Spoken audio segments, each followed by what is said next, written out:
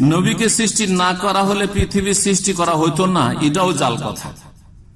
লাউলা কালামা খালাকুল আফলাক, হে নবী তুমি না হইলে আসমান জমিন কিছু সৃষ্টি হতো না, এটি হচ্ছে জাল হাদিস, মিথ্যা হাদিস, মওদু।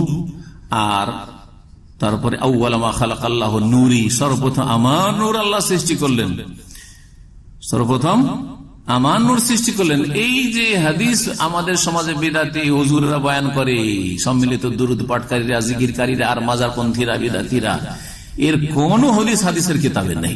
একমাত্র বেদাতি মিলাদ করা কিতাব ছাড়া, মৌলুদের কিতাব ছাড়া কোন হাদিসের কিতাবে নেই। আউয়ালা মা খালাকাল্লাহু নূরি। তারপরে এটা যে জাল, এটা একবারে স্পষ্ট।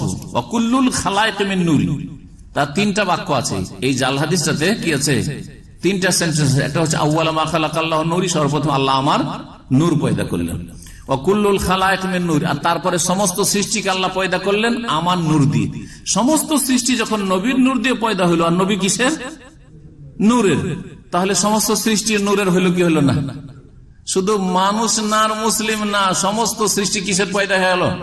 নূরে। গাছ পালা পাহাড় পর্বত সবকিছু কিসের? নূরের পয়দা। তাহলে নবী নূরের পয়দা কেন বলছেন? বলেন সবই নূরের পয়দা, তাই না? ও আনা মিন নূরিল্লাহ, আর আমি কিসের? তৃতীয় জুমলা, তৃতীয় সেন্টেন্স, আমি আল্লাহর নূরের। আমি কুফরি কথা, আমি আল্লাহর নূরের, আল্লাহর অংশ। কেউ যদি বলে আল্লাহর অংশ অন্য কোন সৃষ্টি, তাহলে এটা আল্লাহর সাথে বড় শিরক করা হলো, কুফরি হলো। নুরুল্লাহ বলা যেমন কুফরি, ওই রকমই কুফরি যেমন ইবনুল্লাহ আল্লাহর পুত্র বলা কুফরি। খ্রিস্টানদের আল্লাহর পুত্র বলা ঈসা আলাইহিস সালামকে যেমন বড় কুফর, ঠিক তেমনি আল্লাহর নূর নবী, এটা বড় বড় কুফর, শিরক। আর যদি বলেন যে না আল্লাহর নূর বলা ঠিক, তাহলে খ্রিস্টানদের আল্লাহর পুত্র বলাই অসুবিধা রেখে কি কথা?